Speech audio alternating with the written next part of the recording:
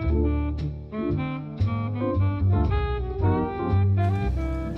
everyone, this is Adam Law once again with a great new video for you today from Wanderings.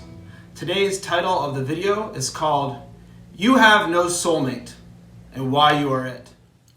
But first, here's a clip about the soulmate myth by our friend Chris Rock. Married and bored, single and lonely. See, the problem with relationships is people want too much, man. People want too much. Everybody's looking for a soulmate. Nobody gets a soulmate. It don't happen. All you gonna get in life, if you lucky, is a mate. Just a mate. You're never gonna get a soulmate. You're never gonna meet the perfect person. You're never gonna meet somebody that loves Seinfeld and the Wu-Tang Clan. It ain't happening. It ain't happening.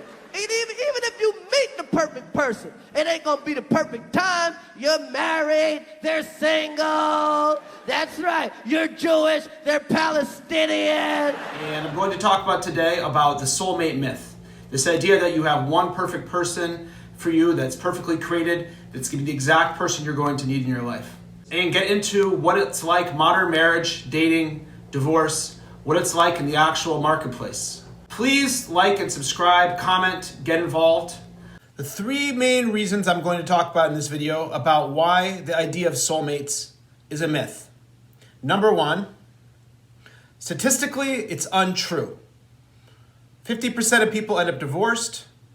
Some of y'all are divorced with kids, wondering where your soulmate is. Reason number two,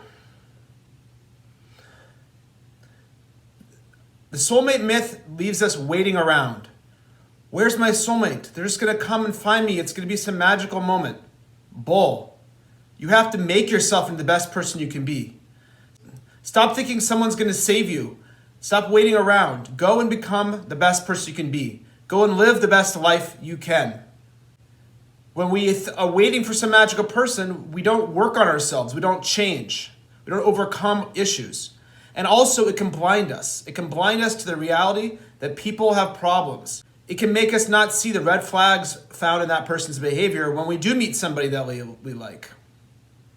And reason number three, it turns us into wimps.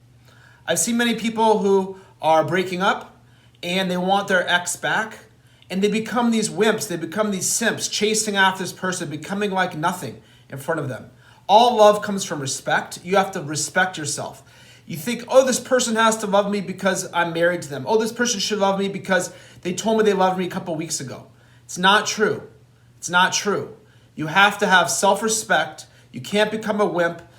You have to be strong and mirror the other person's behavior. This idea that someone's my soulmate, that they must love me, that this is perfect, blinds us and leads us to becoming less than the people that we could be. So here we go. I remember a number of years back, after I had been learning in a religious setting for a long time, and I was talking to a lady who had been married at that time probably 40 years. And she always had a very difficult marriage. And I said to her, we'll call her Sandra for purposes of this video. Sandra, did you know that you're married to your soulmate? And she looked at me with a big question mark in her eyes and said, no, I'm not. I want to be married to somebody who's nice to me. Here's a lady who's been married for 40 years, and she doesn't see her husband as her soulmate. So where does the soulmate come from? The soulmate idea is really an idea that's found all the way back. We find it in the Bible, we find it in romanticism, but really it's also part of an intrinsic part of our system. Biologically, we fall in love. We have the idea of love because all life wants to create and propagate. Everything from the smallest amoeba to a giraffe to a person, our main thing is to create for the next generation. You see people that don't end up having children oftentimes live very difficult and dark lives because they feel they don't have that companionship. They didn't fulfill their purpose, right? So because of this, our bodies biologically produce chemicals that make us feel in love. And the reason that we do this is in order that we should have more children. So from this idea that we should be in love, we should fall in love and connect to somebody really deeply, but really statistically, is it true? Look at what's going on out there in the world today. Current marriage rates here in North America, I guess these stats are for the United States. A person who gets married has a 50% chance of divorce. 70 to 80% of divorces are initiated by the women. So basically, you're a guy, if you get married, you have a 40% chance of going bottom up, right? And when you get divorced, you lose, possibly your kids, your wife, obviously. You lose maybe your house, half your income, your self-esteem, your meaning, your purpose, things that were important to you, your identity. Some guys even take a long-term solution to a short problem, if you know what I mean.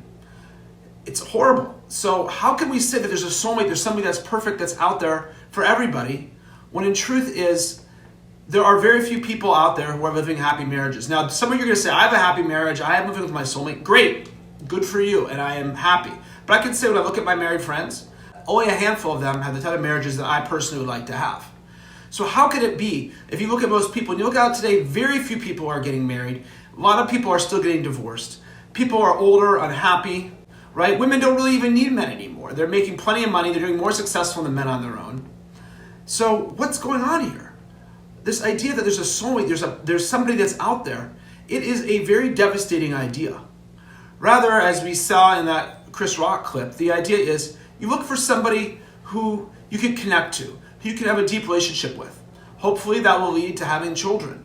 But this idea that there's one person for you, there's one soulmate that's predestined that's for you, it's a crippling idea. It's very crippling. I see these people, I see them online, women, men, divorced with kids, saying, I'm waiting for my soulmate, I'm waiting for my soulmate. What happened to your soulmate? What happened to them? Oh, well, that wasn't my soulmate. I'd rather have somebody who was nicer, who made more money, who was better looking, who treated me better. Okay, great, that's your right. You can do what you want. But stop believing this idea, this myth, that there's a soulmate, there's this perfect person that's just gonna perfectly complete you.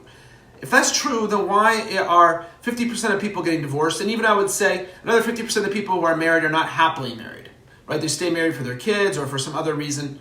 So why are so few people happy in marriage? But I can say that the idea that there's one perfect person out for you is a myth. It's not true, right? Who's your soulmate?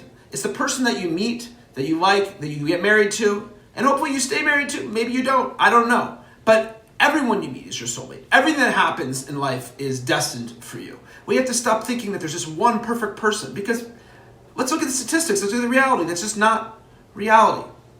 Furthermore, the idea of the soulmate can be very damaging for a person, right? It makes a person hold on. Oh, I met my soulmate. So therefore I'm going to act clingy. I'm going to act needy if the person's pulling away from me, either in a boyfriend-girlfriend relationship or a marriage, right? We think this person, oh, God said we were supposed to be married, therefore you have to be married to me. The idea of a soulmate can be a very crippling idea. It can lead to a person becoming a simp. It can lead to a guy or a girl just becoming a schmata, becoming a nothing, becoming a rag in the face of the other person. And this is really unattractive. You have to always, to have a good relationship with any person, whether it's marriage, business, children, whatever, you have to have respect. If you treat yourself with respect. And if you have this idea in your mind, this other person's my soulmate, you're going to treat them differently. You're going to pedestalize them, right? It's damaging. It's a myth. The reality is that it just doesn't work like that for most people, right? And again, there are some of you who have great marriages, and I'm very happy for you. But for the rest of us, we have to be realistic. We want companionship, and we want companionship that's going to work. But we have to stop getting this idea that there's just one magical person that's waiting there for us. We really have to live with what I call reality thinking, right? And the reality is thinking is this. Become the best person you could be. You become your own soulmate. Meaning is you, instead of thinking you're going to go find this magical, mystical elf, by the mountainside somewhere, and everything's going to be okay, and you're going to live okay, forever the rest of your life in La La Land. I mean, you don't even know. If you get married, besides getting divorced, the person could get sick. They could find somebody else. You don't know what's going to happen. You could end up hating each other, right? Become the best person you can be, right? I see these posts of these, some women and men who are mentally unstable, maybe drug addiction problems, stuff like that, saying, where's my soulmate? Where's my soulmate? You have to become your soulmate. You have to become the kind of person that will attract the type of person that you would want to be with, right? So it means go out and maximize yourself, go and hit the gym, go out there and make more money, right? Go to social events, meet people, be happy, live a happy life, right? As they always say, two happy people should meet each other, right? Loneliness and desperation is not a good recipe. Chase excellence, not ladies, right? Chase the best person that you can be. Put yourself in the type of situation that if you can find somebody, and if you do meet somebody, you can maintain that relationship because you have value. You have what to offer. You have what to offer. You have to become the best person you can be, right? Because the reality is, even if you meet somebody, the chances are it might not work out, right? It might not work out. So you have to build the best life you can live. The problem with all the flood and romance that we feel when we meet somebody new that we're excited about, besides the fact that it doesn't last, is it fools us. We have to date somebody for a long enough time to see their red flags, to see who this person really is. Go on a road trip with them, spend a lot of time with them, get to know them, get to know their family, right? Stop fantasizing about somebody and see them for who they really are. Let their red flags come out. You got to know what you see is what you get. They're not going to change, right? They're going to maybe change for the better, maybe change for the worse, but most likely you're going to get someone very similar to the person who's here right now. So that means you have to date the person for long enough time to really know who this person is, to see their red flags, right? To see their red flags, to know exactly what's going on with that person. Watch their actions, not words. See how you feel around this person. Watch what they do. Watch how they are with other people. Look at their past, right? Sometimes a lady will try to make it look like her past was perfect. She was an angel, and now she found God. She had difficulty in the past. She did some stuff, but now she found God. Now she's an angel. You have to look at the depth, the reality of who people actually are.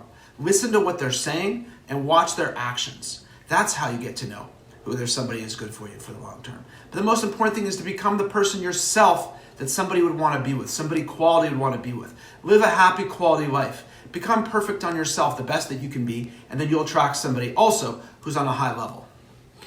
Things have really changed nowadays. Men and women are looking for different things. Here's an example. A guy could be the CEO of Amazon. And if he meets a girl that he likes that works at Starbucks, that's great. He doesn't care. If he's attracted to her, he likes her, she's got qualities that he likes, that's fine for him. A lady is looking for a guy who's got it together, particularly as they get older. A guy who's got a plan, a guy who's got money, a guy who's got success, a guy who takes care of his life, a guy who's got social pull. That's what she's looking for. And the mistake a lot of ladies think is that if they get the qualities that men have, that's going to make them more attractive. For instance, if she becomes very successful and adds money, she thinks that adds value to the relationship. Guys don't care about that. As a matter of fact, it could be a detriment for the guy. It could be a detriment, right? We see the more money and the more opportunities that a lady has, the more likely she is to leave, to jet, right? It's very hard for a high-powered woman to find a guy that's good enough for her. That's the reality. So you have to understand, ladies, that becoming more feminine. Now, listen, the day and age that we're in now, I'm not saying, women should give up their careers and all that stuff like that. But I'm saying is don't think that adds to your value in a relationship with a man, right? And men, for their part, have become more addicted. They escape more and more into videos, video games, drugs, alcohol, all this stuff like that.